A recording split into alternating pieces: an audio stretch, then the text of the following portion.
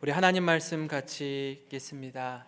신명기 1장 29절부터 33절까지의 말씀입니다. 구약성경 260페이지에 있습니다. 신명기 1장 29절부터 33절까지의 말씀을 저와 여러분이 한 절씩 교독하겠습니다. 제가 먼저 읽겠습니다. 내가 너희에게 말하기를 그들을 무서워하지 말라, 두려워하지 말라.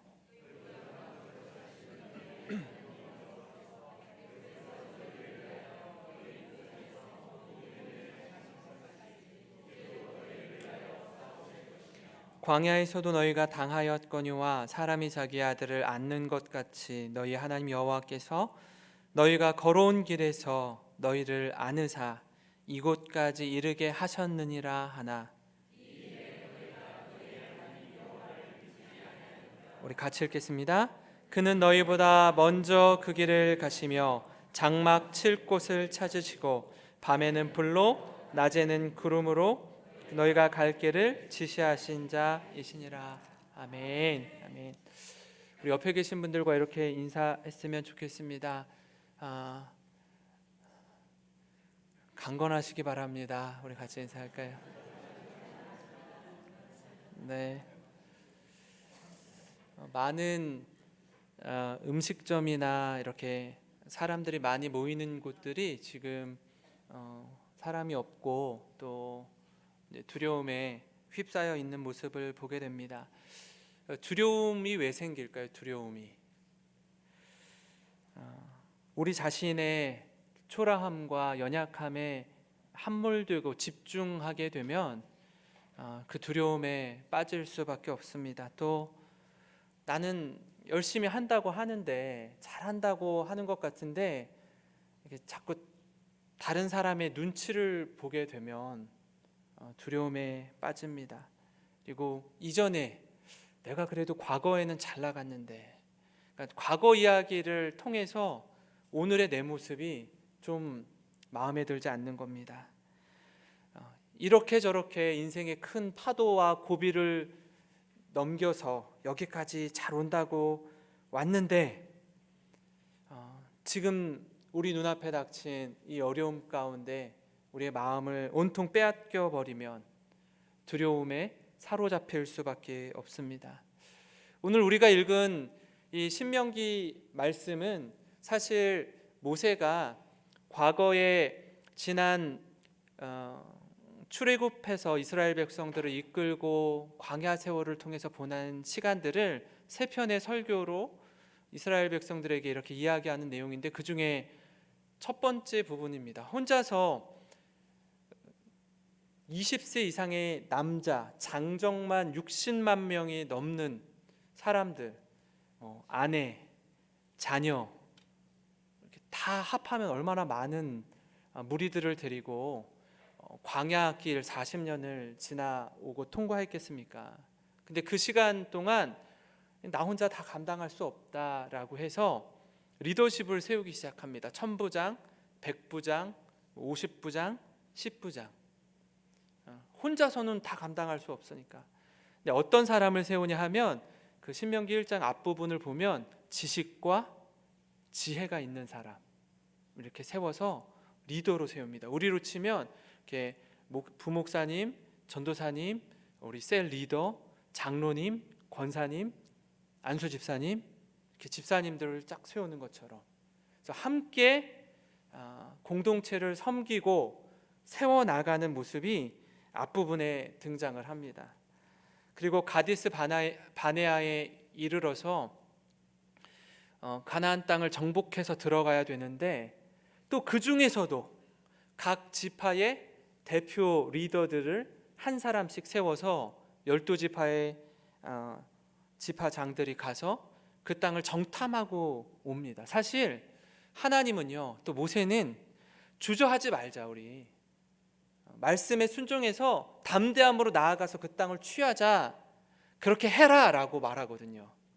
이스라엘 백성들이 우리가 어디로 가야 될지 어떻게 정복해야 될지 잘 모르겠습니다. 그러니까 우리 정탐꾼들을 좀 보내서 그 땅의 상황을 좀 알아봅시다. 그렇게 이야기하고 12명을 보낸 거예요. 보내고 와서 소식을 들으니까 두 가지 소식이에요. 하나는 그 땅이 정말 하나님께서 말씀하신 젖과 꿀이 흐르는 땅이고 그 땅이 정말 좋습니다. 사실을 이야기하는 거예요. 팩트를. 또 하나는요, 근데 그 땅 사람들을 보니까 우리는 완전히 이전 개역 개정에는 그들의 밥입니다. 그들이 볼 때 우리가 메뚜기와도 같습니다 라고 얘기해요. 너무 초라합니다. 그래서 가다가는 공격하면 우리가 죽을 것 같습니다 라고 얘기합니다. 어떤 상황인지 아시겠죠? 그러니까 처음 말한 거, 그 땅 정말 좋은 땅입니다 라고 말한 건 잘 안 들어와요, 귀에. 뭐가 들어오죠? 뒤에 얘기하네요. 그 땅의 사람들이 안악자손이고 거인족속이고 너무 크고 이렇게 붙으면 우린 죽을 것 같습니다. 여기에 온통 마음이 빼앗겨 버리는 거예요. 여기에 마음이 빼앗기니까 두려움에 벌벌벌벌 떠는 겁니다. 두려움이 커져서 원망으로 나아갑니다. 모세와 아론에게 원망하고 더 나아가서 하나님을 원망하는 자리에까지 나아갑니다. 신명기 1장 25절부터 27절입니다. 그 땅의 열매를 손에 가지고 우리에게로 돌아와서 말하여 이르되 우리의 하나님 여호와께서 우리에게 주시는 땅이 좋더라 하였느니라. 그러나 너희가 올라가기를 원하지 아니하고 너희 하나님 여호와의 명령을 거역하여 장막 중에서 원망하여 이르기를 여호와께서 우리를 미워하심으로 아모리 족속의 손에 넘겨 멸하시려고 우리를 애굽 땅에서 인도하여 내셨도다. 이렇게 말하는 거예요. 그 땅 너무 좋은 거 알겠는데 이거 뭡니까 도대체? 이런 상황이 펼쳐지면 꼭 과거를 생각해요. 우리가 비록 종이었어도 애굽의 고기가마 곁에서 죽는 것이 차라리 나았을 텐데 이게 뭡니까 도대체? 이렇게 되는 거예요. 왜 그들을 하나님이 인도해 내셨는지에 대해서 까마득히 잊고 있어요. 그들이요 울부짖었어요. 부르짖었어요. 이 애굽 사람들의 학대와 이 모멸감과 끊임없는 노동 가운데 너무 힘들어서 살려달라고 울부짖었다고요. 그래서 끄집어낸 거 아닙니까? 근데 다시 어떻게 생각한다고요? 지금 당장이 힘드니까 옛날이 낫다는 거예요. 차라리. 1장 28절입니다. 우리가 어디로 가랴? 우리의 형제들이 우리를 낙심하게 하여 말하기를 그 백성은 우리보다 장대하며 그 성읍들은 크고 성곽은 하늘에 닿았으며 우리가 또 거기서 안악자손을 보았노라 하는도다 하기로. 이 정탐꾼의 보고를 듣고 두려움이 엄습해 오는 겁니다. 여기 싸우면 계란으로 바위치기 같은 거예요. 보세요. 12명의 지파의 리더들이 이야기한 거예요. 그러니까 다른 사람들이 이야기한 게 아니라 지식과 지혜가 있는 천부장, 백부장, 50부장, 10부장이 아니라 그 지파의 대표 리더들이 하는 말을 듣는 거예요. 영향력이 있는 말인 거죠. 그러니까 마음이 온통 빼앗기는 겁니다. 하나님 우리를 미워하시는 게 분명해. 사실, 팩트를 듣고 두려움이 생기는 거예요. 그뿐 아니라 하나님을 향한 원망과 분노로 이어집니다. 자녀를 키울 때 그럴 때 있잖아요. 내가 배 아파서 낳은 자녀인데 아이가 너무 누구를 닮았는지 하여튼 너무 속을 썩일 때가 있잖아요. 그죠? 없나요? 너무 막 정말 부모님의 눈에서 눈물이 그냥 피눈물이 흐르게 아이가 속을 썩일 때 너무 힘든데 한술 더 떠서 아이들이 하는 말이 저한테 와서 몇몇 중등부 아이들이 그랬어요. 목사님, 저희 아버지는 친아버지가 아닌 것 같아요. 그거를 아버지가 듣는다고 생각해 보세요. 그렇게 얘기를 하더라고요. 저한테. 우리 아버지는 저 이렇게 어디서 주워온 것 같아요. 저를 친아버지라고 생각하지 않는 거예요. 아이가. 얼마나 억장이 무너지겠습니까? 하나님도 마찬가지 아닙니까? 하나님도 하나님이 우리를 버리셨나 봐. 하나님 우리를 미워하시는 것 같아. 우리를 다 죽이기로 작정한 것처럼 여기에 인도하신 거 아니야? 이런 상황인 거예요. 지금 상황이. 우리보다 먼저 가시는 하나님이라고 성경이 오늘 말씀하고 있거든요. 이 하나님을 온전히 신뢰해야 하는 이유를 좀 같이 살펴보려고 합니다. 그 첫 번째는요, 우리 하나님은요 항상 하나님 자신을 위해서가 아니라 우리를 위해서 일하시는 분이기 때문입니다. 우리의 두려움과 연약함을 아시기 때문에 하나님은 우리 편이 되어주시겠다고 약속하십니다. 미국 남북전쟁이 있었습니다. 1861년부터 65년까지 남과 북이 대결 구도로 있는데 이제 제가 이렇게 막 여러 가지 내용들을 좀 살펴보니까 뭐 싸운 이유가 많아요. 다툰 이유가 굉장히 많더라고요. 근데 몇 가지로 보면 북쪽은 상공업이 발달해 있어서 노동자들이 좀 필요했어요. 노동자들이. 남쪽은 면화와 담배를 이렇게 일을 하기 때문에 목화 일을 하기 때문에 노예가 좀 많이 필요했어요.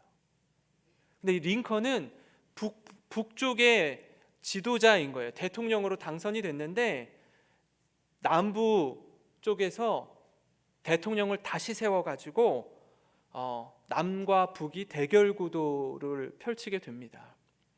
똑같은 성경을 가지고요, 야, 성경에 봐라, 노예가 있지 않냐, 종이 있지 않냐. 북쪽에서는 이 노예를 해방시켜야 된다. 이게 이제 붙은 거죠. 서로 입장이 다르고 상황이 다른 겁니다.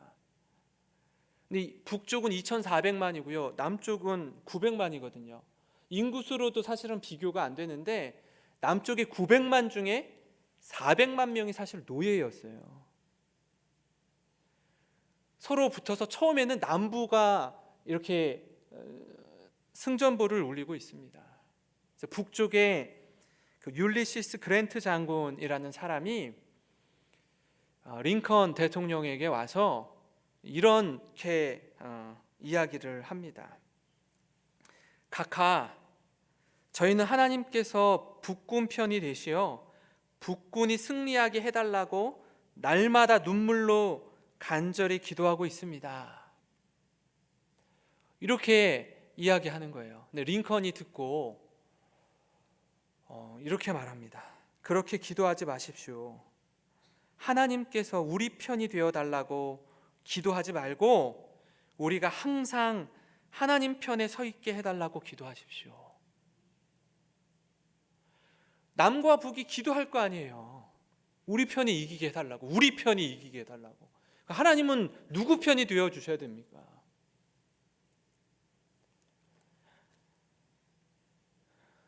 링컨의 기도를 통해서 우리가 과연 하나님 편에 서 있는가?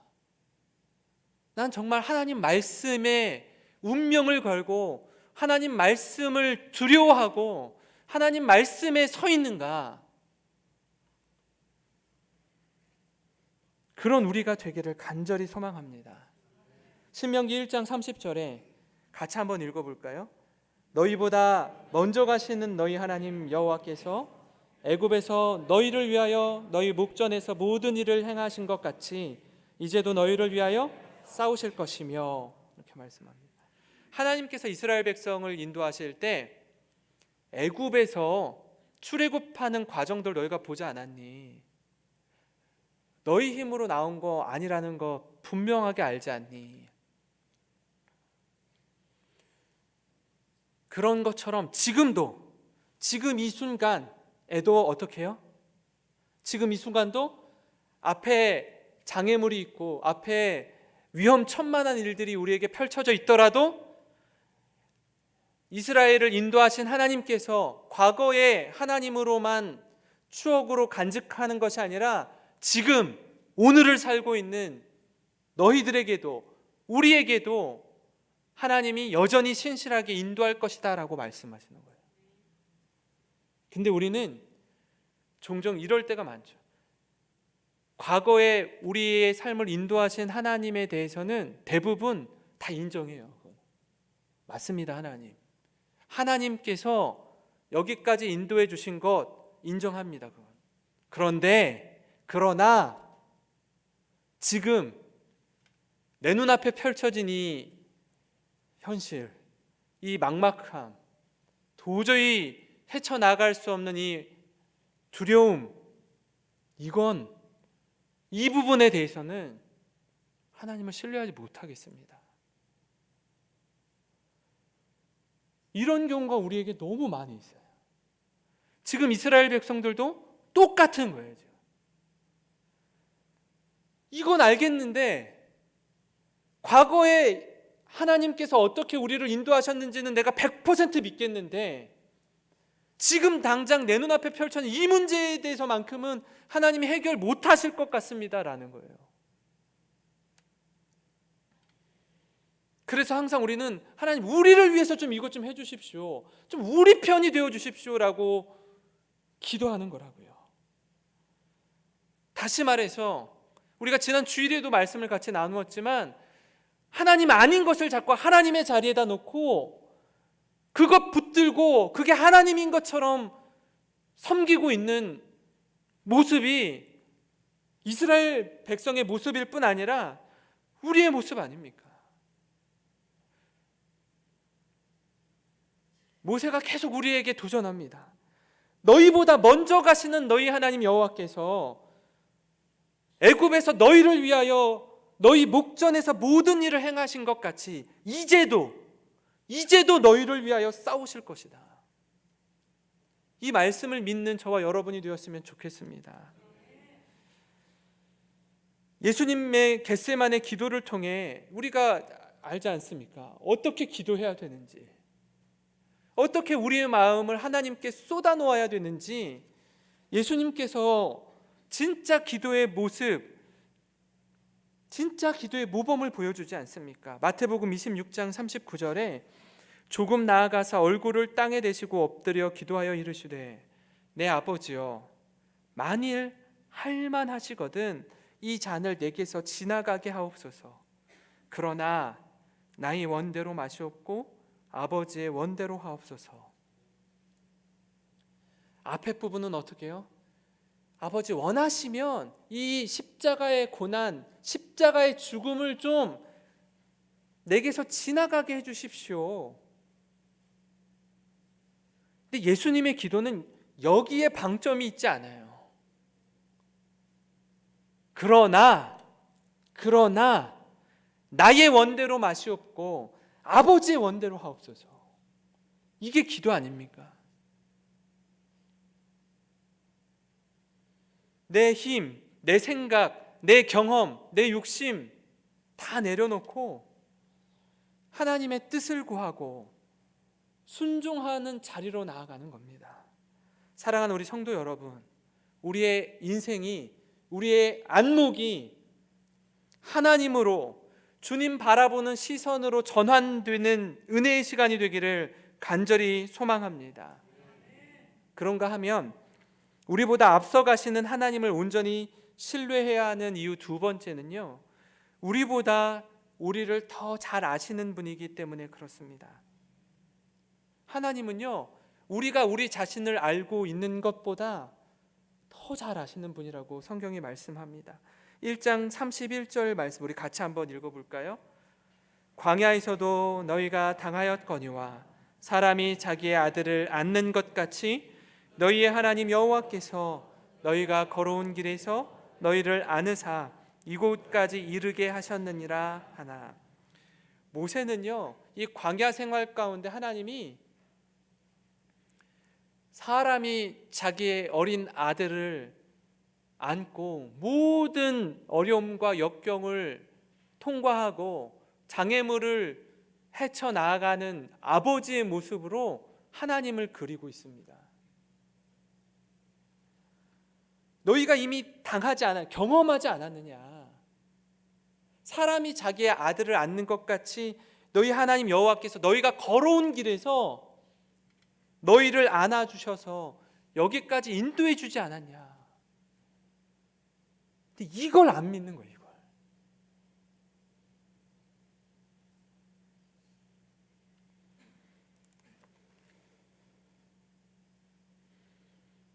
이 기적과 경험을 하면 우리는 그렇잖아요.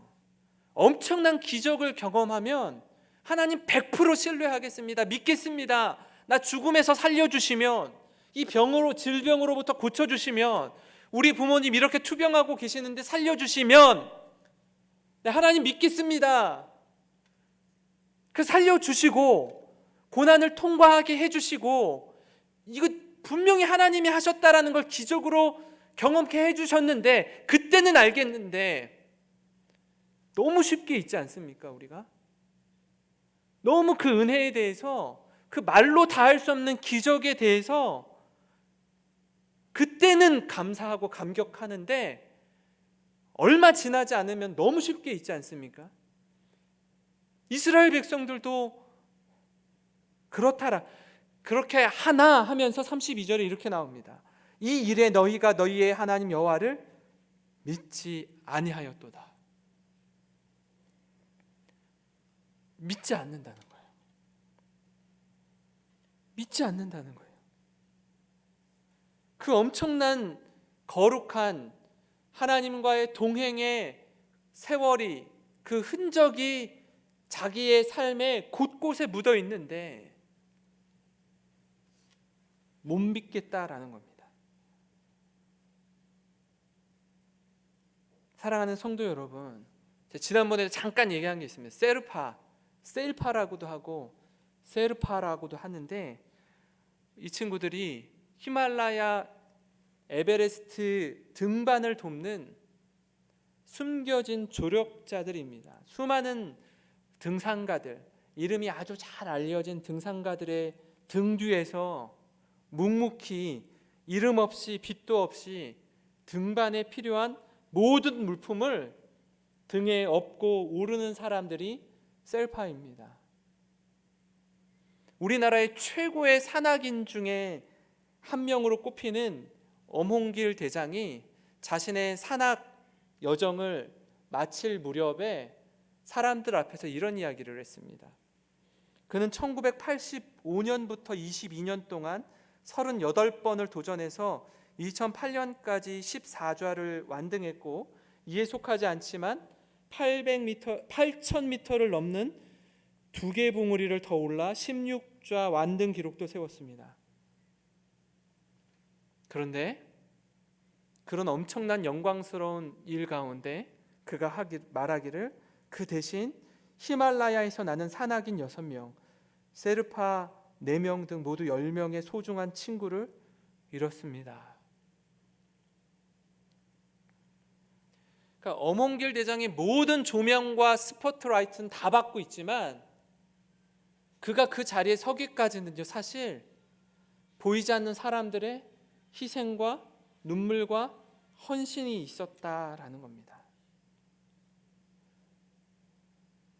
이 자리에 계신 분들 중에서 때로 남들이 부러워하는 자리, 남들이 부러워하는 위치에 계시거나 재물을 소유하거나 어떤 건강을 갖고 있거나 어떤 영역이 되셨든지 그 자리에 서기까지 여러분의 부모님, 여러분의 자녀들, 사랑하는 아내와 남편과 주변에 돕는 조력자가 있었다라는 사실을 잊지 마시기 바랍니다.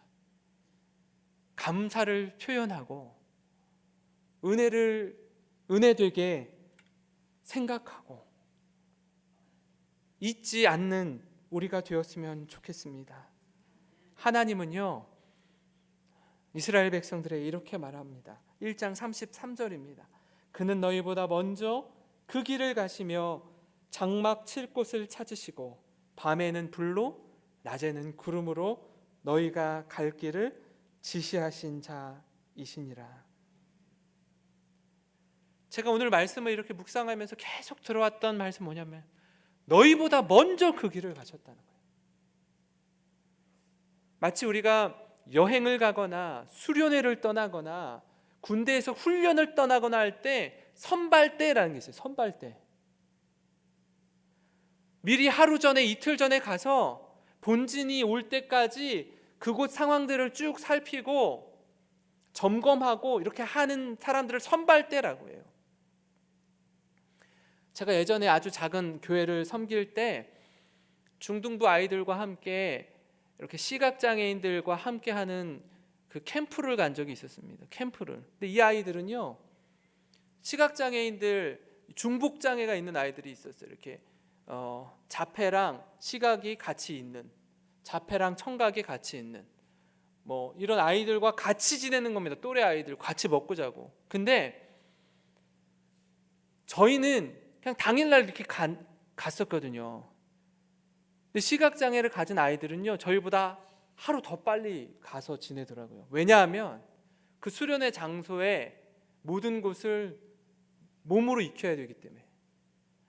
여기 숙소가 있고, 여기 화장실이 있고, 여기 식당이 있고, 여기에 강당이 있고를 다 돌아다니면서, 하루 종일 돌아다니면서 뭐가 있는지를 점검하고 그리고서 수련회를 하더라고요.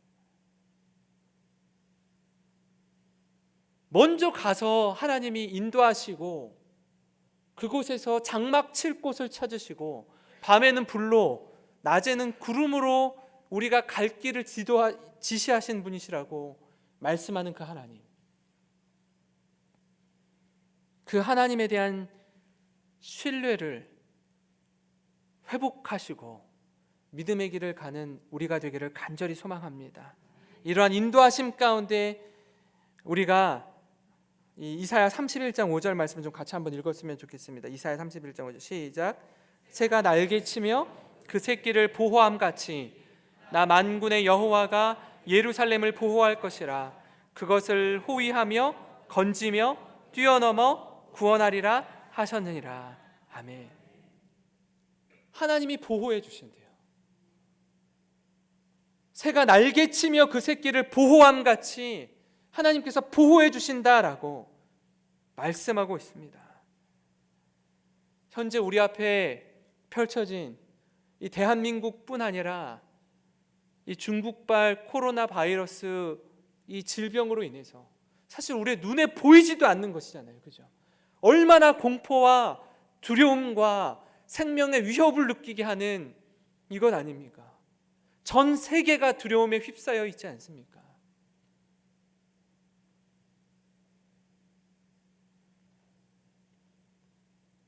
이런 힘든 시간을 통과하는 중에 하나님, 우리 힘으로는 눈에 보이지도 않는 이 작은 바이러스조차 우리가 좌우할 수 없는 이런 연약한 인생이라는 걸 다시 한번 깨닫는데 하나님, 우리를 불쌍히 여겨 주시옵소서. 우리가 이 두려움으로부터 또 이 힘든 상황들로부터 잘 믿음 안에서 극복해 가게 하시고 또 우리 스스로가 그런 위험천만한 일에 노출되지 않도록 스스로도 건강을 잘 살피고 돌아보아서 하나님, 이 가운데 다시금 하나님의 하나님 되심을 붙들고 믿음 안에서 승리하는 삶을 살아가는 저와 여러분이 되기를 간절히 소망합니다. 그래서 우리를 보호하시고 인도하시는 하나님을 온전히 신뢰하고요, 자꾸 하나님 아닌 다른 것에 우리가 마음 빼앗기거나 그것 의지하지 않도록 하나님 말씀을 두려워하고 말씀 앞에 믿음으로 순종하며 나아가는, 그래서 하나님을 향한 온전한 신뢰 가운데 믿음의 삶을 살아가는 우리 군산 영생교회 공동체가 되기를 주님의 이름으로 축원합니다. 우리 같이 기도드리겠습니다.